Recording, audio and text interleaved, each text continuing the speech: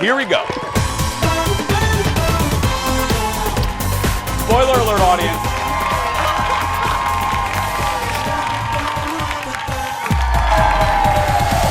Hi, everybody.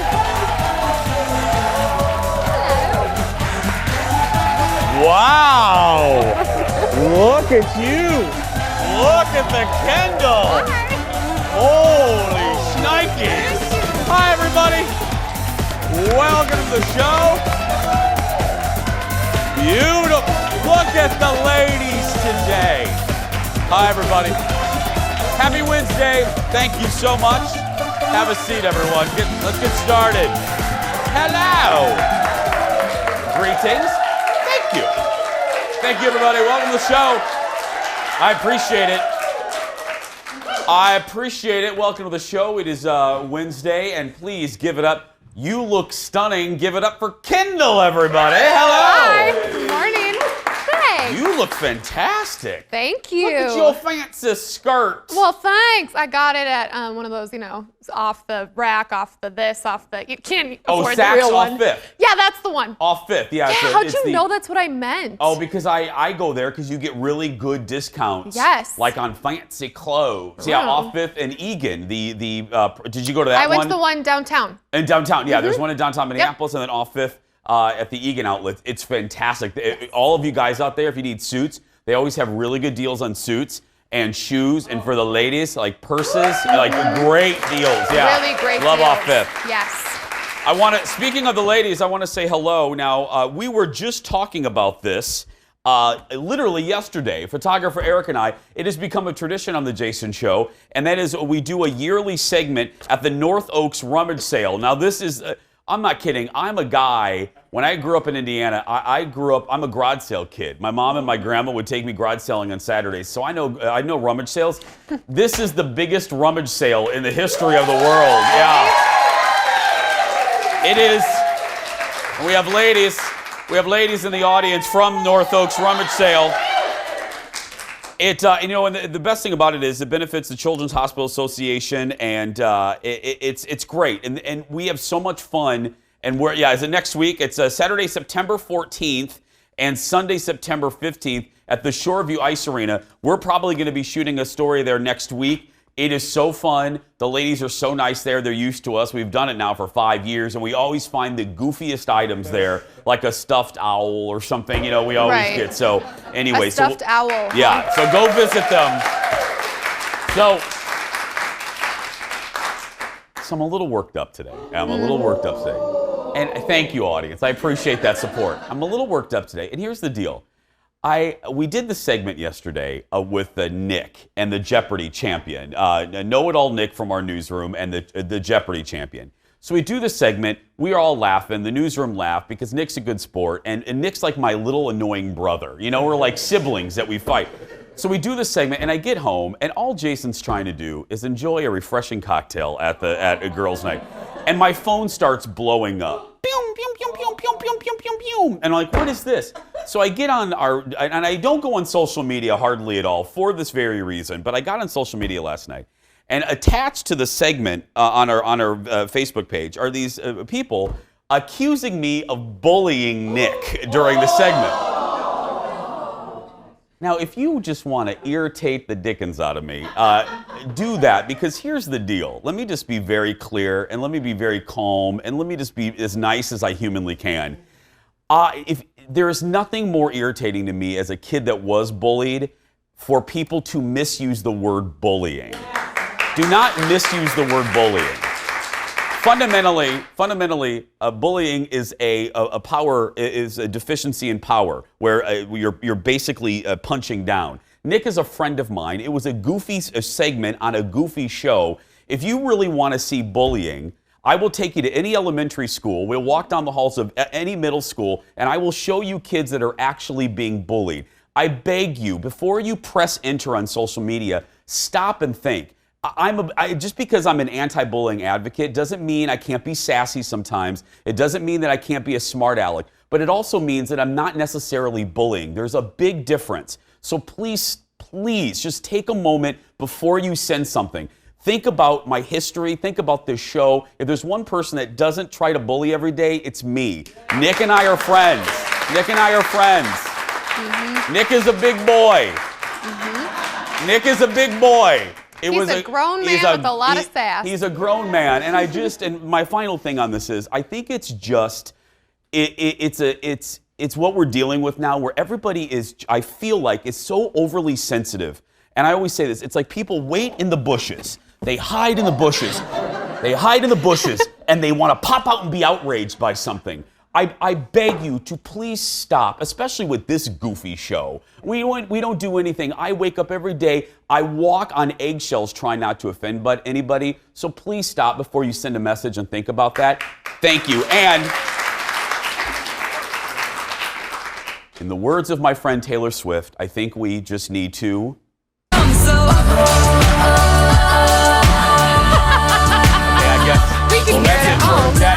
that didn't work at all, but we need to calm down.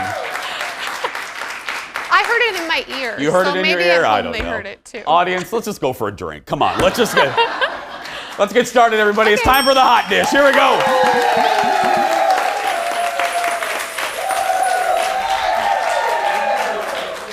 Let's see how many people I can irritate today. That's right.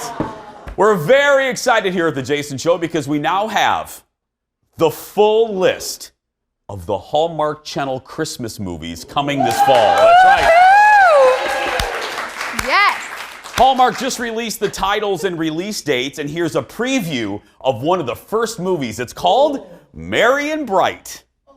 This holiday season, Jodie Sweetin and Andrew Walker are cooking up something extra sweet. Hey! What? Quality control. In the candy cane capital of the world. Christmas is a big deal in this town. I'm sensing that. Don't miss this all-new Countdown to Christmas original movie. Life happens when you least expect it. Merry and Bright, premiering this holiday season. Always leaving with something sweet. Only on Hallmark Channel. Again, that's Merry and Bright, starring Jodie Sweetin from Full House, Fuller House, Fullest House. And Jodie is the CEO of a candy cane company. She meets a young man during the busy holiday season. And then there's love. Mm-hmm. Yeah. And then there's a gazebo. Yeah. The entire season kicks off October 26th, and the one person on earth who is looking most forward to this, our very own Hallmark Christmas movie expert. Give it up for producer Ted, everybody. That's right. Now, Ted, I don't want to oversell this, but I think we see the ratings every day. Your Hallmark movie reviews are the most popular thing we do all year, right, Ted? Ever. That's right. So you're doing something different this year. What is it? So what we're going to do is we're going to create kind of a Hallmark Christmas movie checklist. Okay. So, does this Hallmark movie fit a certain script? So, big city girl visits a small town. Check. Single guy no longer believes in Christmas. Check. Lacey Chabert. Check.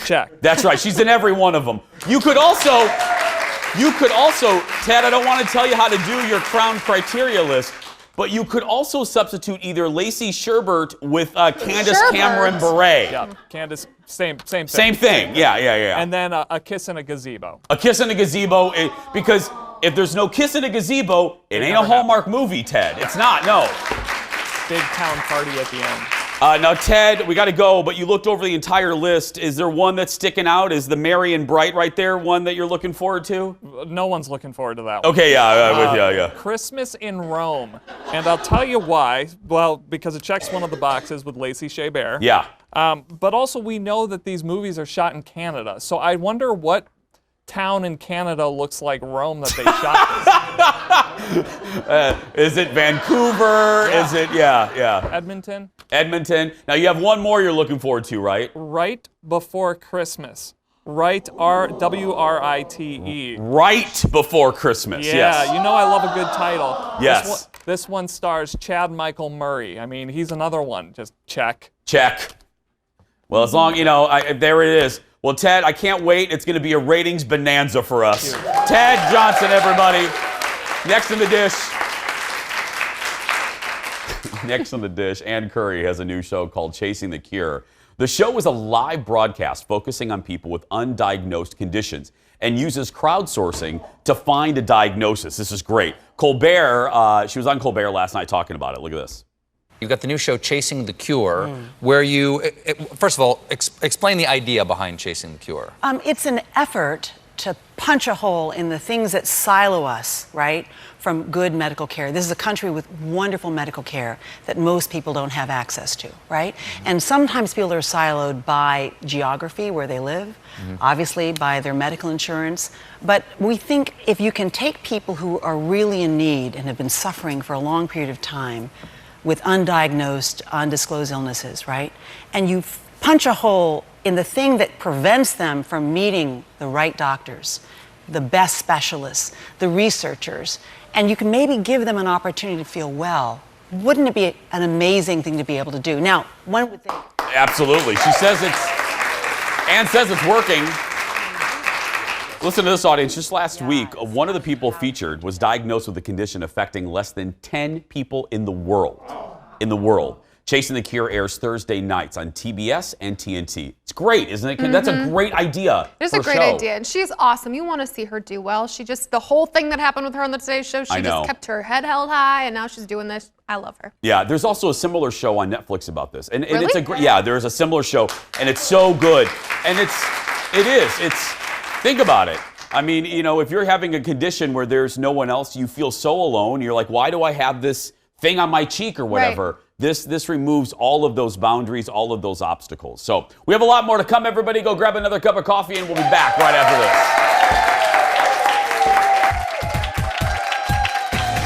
this. Coming up, our special in-studio guest today is Oscar-winning producer of Greenbook and The Descendants. Jim Burke will join us to talk about his amazing career and the Lifetime Achievement Award getting ready to receive.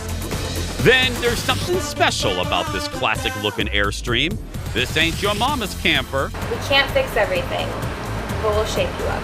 Producer Ted's taking us inside, and wait till you see what's in it. That's all coming up, so stay right there.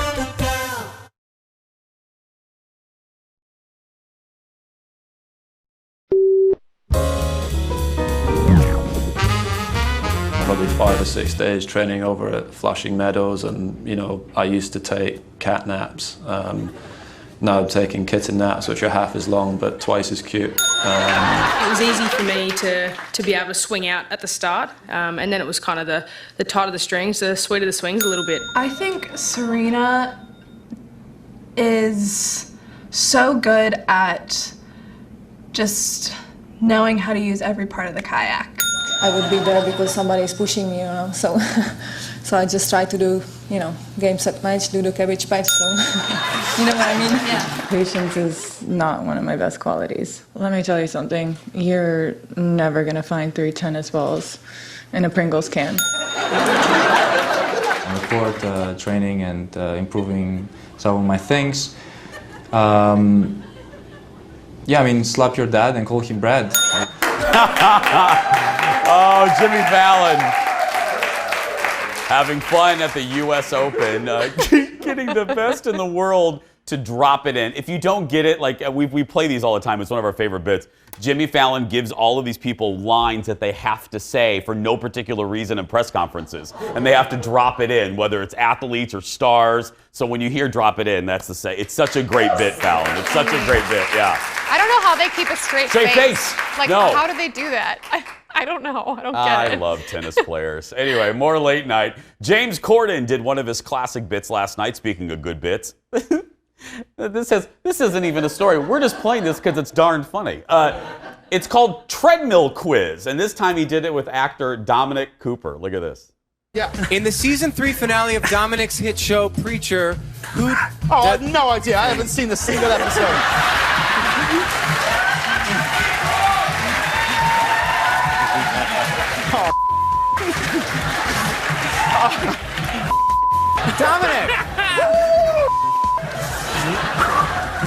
Dominic, James Corden is the face of which Japanese skincare brand? SK7. No!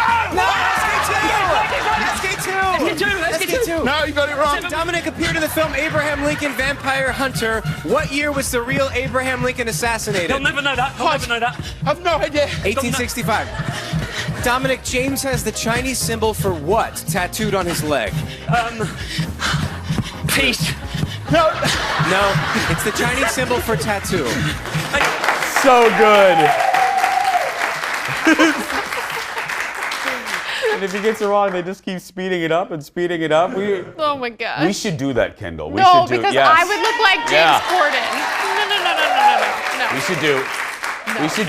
We should do stair stepper quiz, you know, and just. Stair stepper would be fun. We get our booties would just be like by the time we bumping boobies. Anyway, what did I say? Bumping boobies. Did I just say bumping boobies? You did, but I meant you booty. were going. Booties, yeah. We're gonna lose our liquor license again.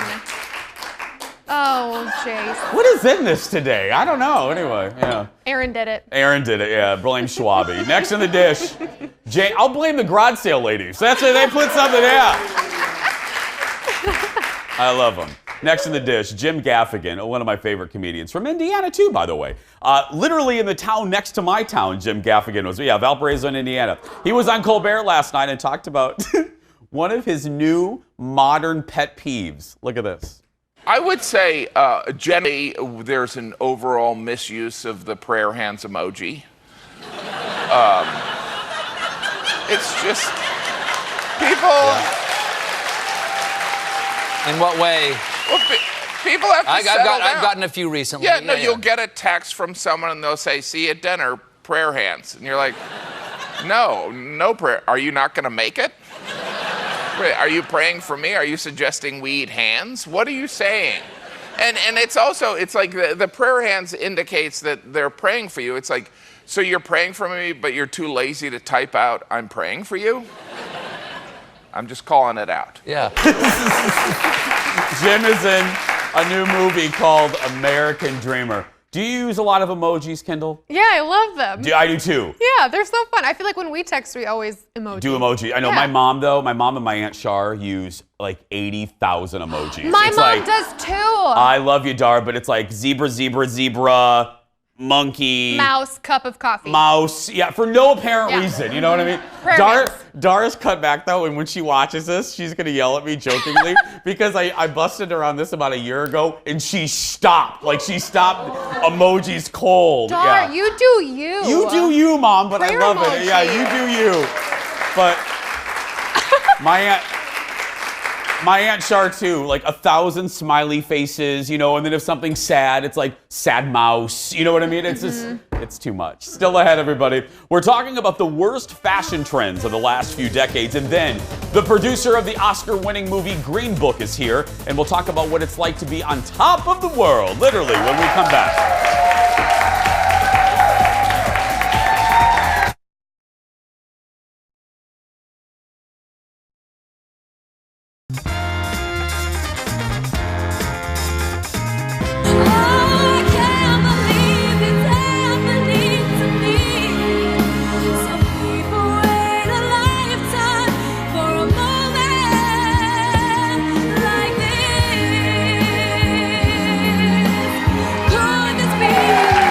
Everybody.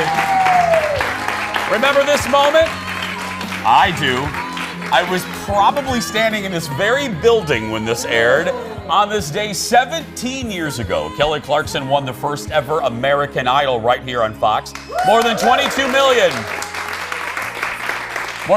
million people watched her win on the FOX. And starting Monday, by the way, Kelly's new daytime talk show premieres, as they say, on another network. Now, you're younger than I am, but you kind of grew up. What's so funny about that? She is younger. I was 12 when that happened.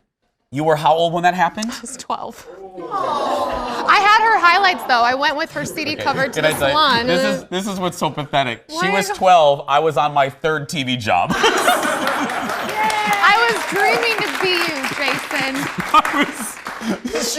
I was already getting my AARP magazine. I was getting discounts at movies after 6. And you... I couldn't even go to movies after 6. You couldn't go... You still can't. Because you can't stay up that late. Anyway, welcome back, everybody. Sticking with the throwback. I love making her laugh, and now it's happened. Sticking with the throwback theme, we know fashion trends come and go, but if you had to pick the trends that you never, ever wanted to see in style again, what would they be? Think about that for a second as I read this survey from a British shopping store, because they have some answers. See if you guys agree. Coming in at number 5, Crocs. I have Crocs. Now this is very controversial because look, the audience is booing. I'm telling you, anytime we make even a little joke about Crocs, and by the way, don't you dare email me about that today. Don't you email me today? I got Crocs on this show. I was going to say, anytime we make a Croc joke, and I think they're comfortable, we get Croc joke, doesn't sound right. Anyway, well, here's the deal. 24% of folks hope they never become fashionable again. I don't think Crocs go out of, I don't think it's something that comes in and out of style. I think it's just a type of shoe. No. Now, you know what I mean? Wear them to walk your dog. Yeah. There's a whole store in the Mall of America on the first level. I'm like a walking, I know the entire Mall of America. Yeah. 4th on the list, velour tracksuits. Like this one from Juicy Couture. Oh, we don't have the picture. Well, you know why we don't have the picture is because Kendall actually wore one last night. You wore. I have one, yeah. I saved it's light pink, and I saved like a lot of paychecks to buy that thing. I'm not getting rid of it. It's so comfy. Is it where the juicy is on your butt? No. Is that because I'm classier I than have that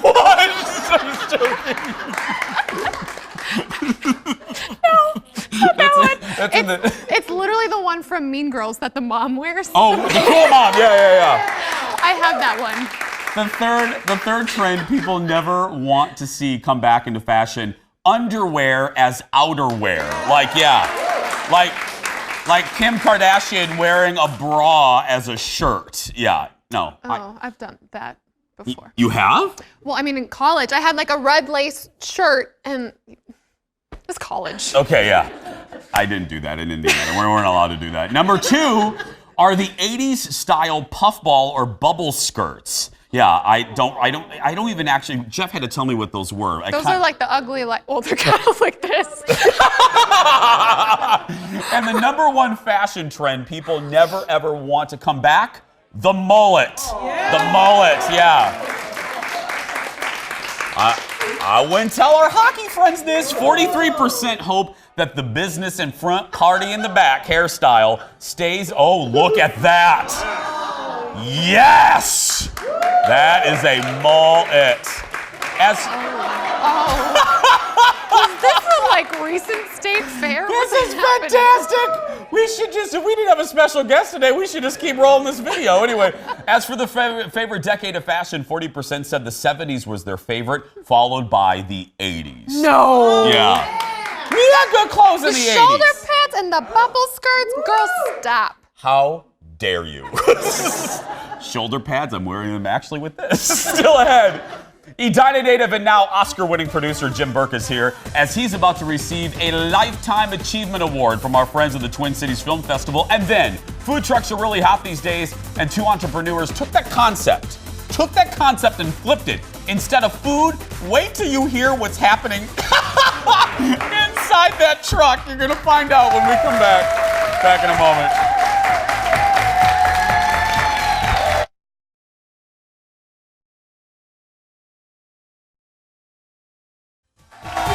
Welcome back, everybody. Welcome back. Well, our first guest was on top of the world earlier this year when the movie he produced won the Oscar for Best Picture. He's in town being honored by the Twin Cities Film Festival. But first, here's a clip from that Oscar winner, Greenbook. But let me be crystal clear. I'm not just hiring a chauffeur. I need someone who can handle my itinerary, be a personal assistant. I need a valet. I need someone who can launder my clothes and shine my shoes. Good luck, Doc. Tony.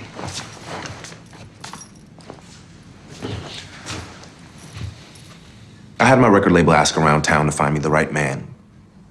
Your name came up more than once. You've impressed several people with your innate ability to handle trouble. That is a clip from Greenbook, again, this year's Oscar winner for Best Picture. It was produced by a local guy. We love the fact that he's from here. Give it up for Edina native and U of M grad, Jim Burke, and executive director of the Twin Cities Film Festival, my buddy Jayton Satia. Hi, guys. Hey. Hi, Jason. First of all, in person, I congratulated on the show when you weren't obviously here, but congratulations 9 months ago or however long it was. Thank you. I want to start there because obviously us here in the audience, we will probably never be sitting in the Academy Award audience area or on stage. When they say, well, I mean, are y'all going to make a movie this year? I'm just saying. But take me to that moment, the envelope is read and you hear your movie's title. What immediately goes through your mind? Yeah, so this is an unsatisfying answer, but from the moment Julia Roberts said Greenbook to the moment I was backstage, I have no memory. Oh. Yeah. And people say, well, didn't you watch it on YouTube or something like that? And I say no, because it's actually become fun for me to hear what other people, their experience of it. And my brother's mother-in-law always says, if you don't like a picture of yourself, wait 5 years. So I'm going to It's going to be like a bottle of red wine. Yeah, just I to looked let it. pretty good back then. Exactly. Yeah. Now, this is my buddy Jayton, and one of the best around. Why are you sitting here? Tell the folks why you're here. What are you doing for this guy here? Well, Greenbook at our festival opened our festival last year, and it won our best picture for our festival at least. And then I was in Hawaii when I was watching the telecast, and I was on vacation with my family, and I screamed and everybody was like, what is going on? And I'm like, Greenbook just won Best Picture. And they were like, yay, can we go to sleep? And I'm like, yes. But then I immediately thought about what's the best way to, again, Jim was here last year. He was so gracious.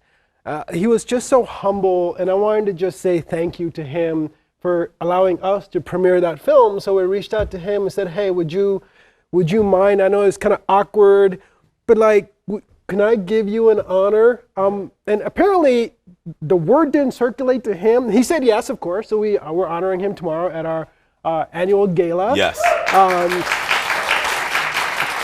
And something happened in Lost in Translation. I'd mentioned to people that he was getting a Lifetime Achievement Award, but he didn't know about it until yesterday.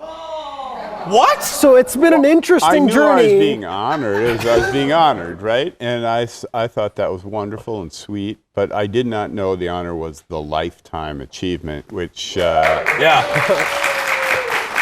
not done making movies, you guys. He's not done making movies. You get the Lifetime Achievement, well, you're done, Jim. You're done. Oscar, Lifetime Achievement, what else you got? Yeah. So I'm just getting used to it, and I'm cool with it. I'm honored. I'm very honored because I love the Twin Cities Film Festival. I love film festivals in general, but to have a great one in my own hometown, the Twin Cities, that features such fine pictures. And as a filmmaker, in the kind of pictures that I make, we need film festivals to show our movies, to build word of mouth out, because I love The Rock, but I made one movie with The Rock, but I probably won't make another one, even though, and we make movies that are a little bit more delicate and not the recipient of huge advertising campaigns. And you said it perfectly. The great thing about the work that Jayton does and the team in these film festivals, for folks in the audience, that we're inundated with commercials for movies that star The Rock, and there's nothing wrong with it, and Star Wars. But these festivals shine a light on movies that we probably want to see. You know what I mean? Yeah. And they don't have the ad budget to blister blow it out of the water. I mentioned you're from Edina, you went to the U. I'm always interested in people's dreams and when the dreams come to fruition. Is filmmaking something you always wanted to do, Jim, or was it a late in life thing, or what happened? No. I as soon as I graduated from the U, I got in a Pinto station wagon and drove to Los Angeles to get into show business. I didn't even know what it meant, but quickly my family was on Family Feud my senior year in college, and I was like, Love that. This is how it all works. These are, I mean, I saw people like you doing jobs. I go, these are jobs? This is amazing. So I made a sort of on-the-spot decision that I wanted to be in showbiz. I didn't know anybody in LA. I drove out there, and I began to figure it out. And my edges were that I didn't know it would be hard, and I didn't have anybody telling me I couldn't do it. Yeah. So, I love that. Yeah. So I just did it, and I began to discover myself and my own taste in film and things like that, and I tried to remain true to that. And now you're getting a Lifetime Achievement Award. They're going to stick, now Jim and Jane will stick around. More when we come back. Back in a moment, everybody. It's your...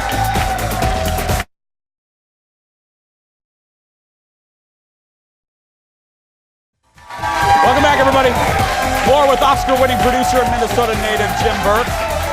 Jim is being honored with a Lifetime Achievement Award from the Twin Cities Film Festival. Jim has worked with some of the biggest names in the business, so we're going to talk about that in just a little bit. But you are also working, speaking of Minnesota, with Bill Pohlad, Dreamin' Wild. Tell the folks about that. Dreamin' Wild's an article I read in the New York Times probably 2 or 3 years ago about 2 farm boys who in the late 70s recorded an album. And they didn't know what to do with it afterwards, and it sat in their basement and sold it to a few local record stores. And then they went on with their lives. One of the brothers became a musician in Spokane, writing jingles and creating his own music. The other one went back to farming. The brother that always had the dream of being a big rock star and never gave it up, saw that flame being extinguished until one day his phone rings and somebody bought the record in a junk store and said, "This is brilliant, and I'm going to send it to record labels." And he did, and it became sort of an underground hit just 2 or 3 weeks ago. One of the songs was in Big Little Lies. Jimmy Fallon said it was his favorite record of the year. And so this is essentially a story of people who had a dream, it seemed to go away, and now it's back. It's back. I love that. Yeah. I love that. Yeah. I love that.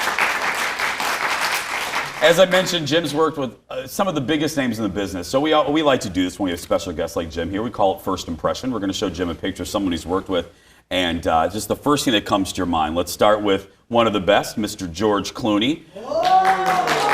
When you see George, what do you think of? Just a friend. He's like one of us. Yeah. He's a great, great guy, and I'm not just saying that. He just, he's a good egg. But I would not want to trade places with George. Why? Yeah. He's a prisoner. Everybody knows him, loves him. He seems so friendly and accessible, and he is. But you can't go from. You could never go to the Mall America. Yeah. No. I didn't even think about that. Yeah. Jim worked with, and The Descendants. You mentioned Big Little Lies, Reese Witherspoon. You were a co-producer on Election. Right. Love that movie so much. Oh my goodness. What about Reese? I think, please say she's a good egg too. She's a really good egg. She's a good egg. We live, sort of in the same neighborhood, and the Reese that I knew way back then was a, teenage girl. Yeah. And now she's a mother and a producer herself.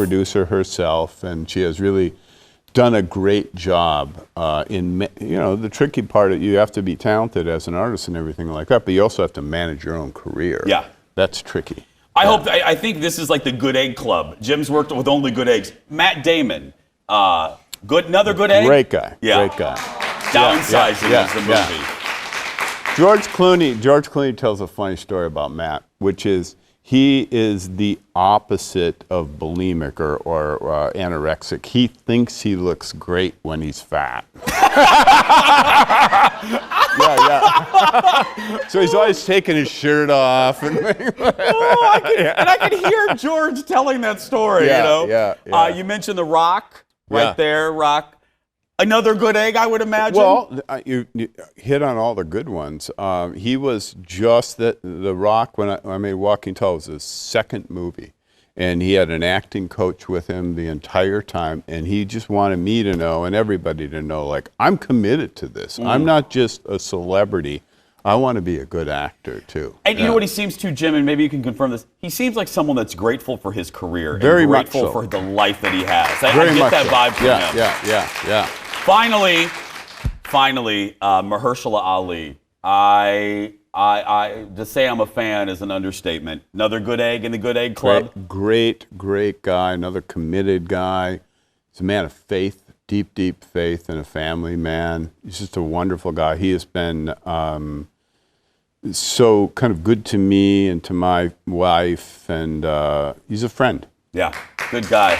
Thank you for coming on the show. Thank Jim you. Burke, Thank everybody. you. The Twin Cities Film Festival will honor Jim tomorrow night at their fall preview gala.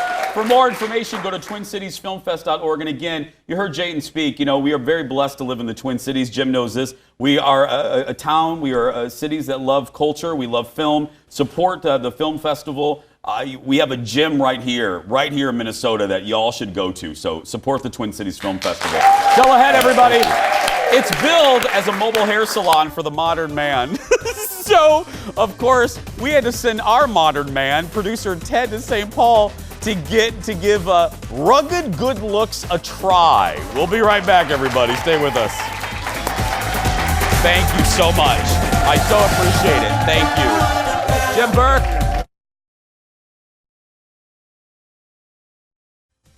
Welcome back, everybody. Oh, how great. How great was Jim Burke? I love a guy with a good story, and the fact that he has stories about George and Reese, that was fantastic. Well, there is a new business driving around the Twin Cities, literally, that is all about hair. Producer Ted recently hit up Rugged Good Looks to see what the mobile hair salon is all about, and that means it's time for America Loves Ted, everyone. So we've all stopped by food trucks on a nice day, but what about a food truck for your hair? Let me show you this. This caught my eye because nothing says rugged and good looks like that. Hubba hubba. This is our mobile men's salon out of our Airstream. He has a name, it's Bo. Ooh, oh. We bought it in the middle of the night at some guy's campsite, and we walked through with our iPhone light. And we're like, looks good. Could have been bad.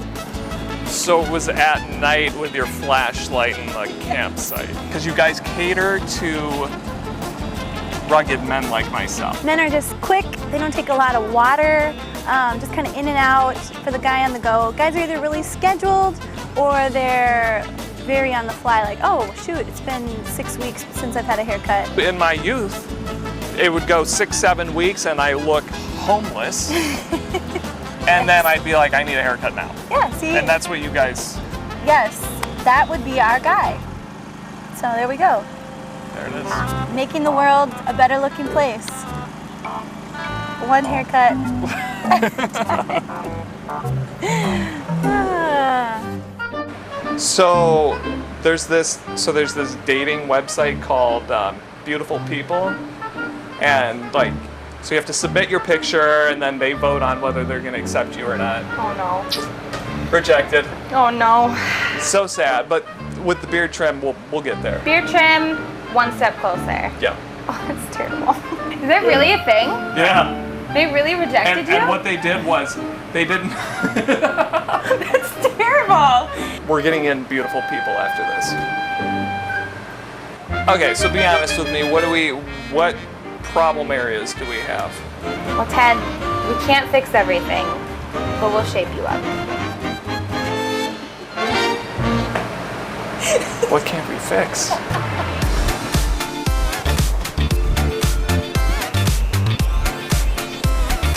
So what's it like working with Jason? Good. Great. I was wondering this about hair people. Yeah. How many times do you tell the same story over and over and over again? So many times. So many times. The lip area right here, as you can see, Yeah. it grows like crazy right here. Yeah. And then it doesn't grow like that, so that's one of my problem areas. His other problem area is he's consistently single. Oh, that's my problem too. Oh, really?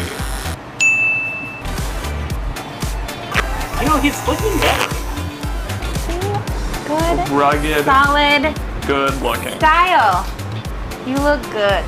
Ruggedly good looking, Ted.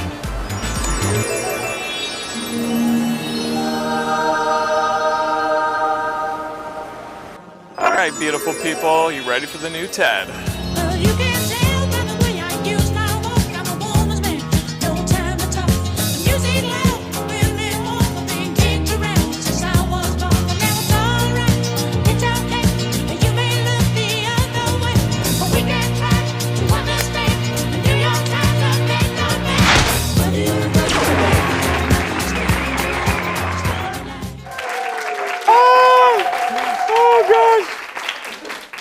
Oh gosh, that was so good. Eric, you did such a good job editing that. Big thanks to Lindsay and Katie for having us. For more information, find them on Instagram. All you have to do is search Rugged Good Looks MN. We'll be right back after this. Stay with us, everybody. Oh gosh, that was good.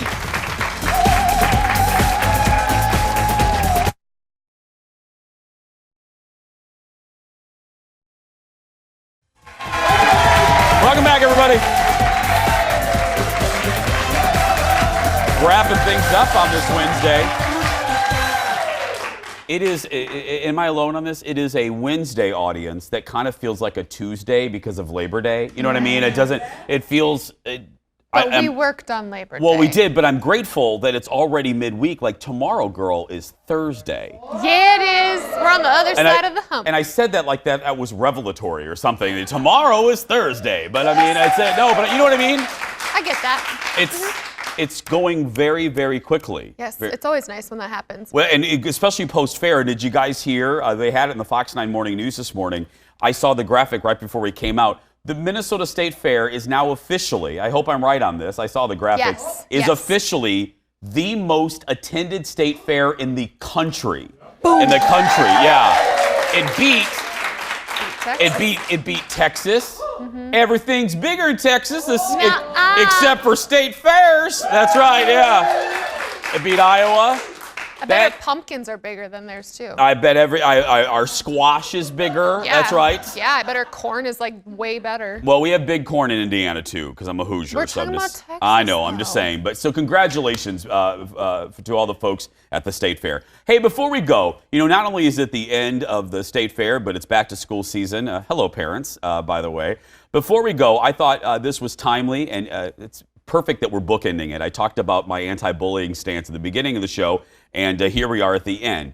There's an Instagram post that's going viral, and it's a great message for kids returning to school. It was shared by a pro kickboxer, Joe Schilling, then by his friends Joe Rogan, his podcast, Chris Pratt, Julia Roberts, and more. Now, usually I don't like these things that say retweet or share this because they're usually like a scam, but this is great. The message to kids says, if you see someone, kids, who is struggling to make friends, step up, say hi, smile. Kindness might just make a big difference in somebody's life. And I got to tell you, I'm not, no jokes for me right now. I've said it 400 times on this show, 800 times on the radio show. I was that kid. I was an overweight kid. I was awkward.